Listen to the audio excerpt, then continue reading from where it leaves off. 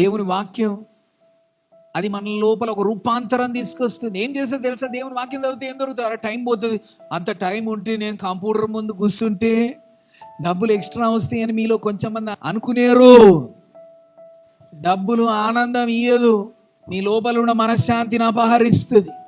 డబ్బులు పెరుగుతున్నాయి అనుకో, ఇప్పుడు బ్యాంకు లోపలనే ఉన్నాయి అనుకుందాం. బ్యాంకు లోపలనే ఉంటే బ్యాంకు ఎంతకాలం ఉంటుందో, నా అకౌంట్లో ఉంటున్న ధనం ఉంటుందా అన్న ఒక భయం. డబ్బులు ఉన్నాయి 10 సంవత్సరాల తర్వాత నేను పోషించటానికి, కానీ ఇప్పుడు మనశ్శాంతి ఏనాటికీడు ఆనాటికి. అందుకే మనం ప్రార్థన చేసేటప్పుడు give us today our daily, మా అనుదినం ఆహారం మాకు దయచేయము అని ఎందుకు యేసయ్య నేర్పించిండు?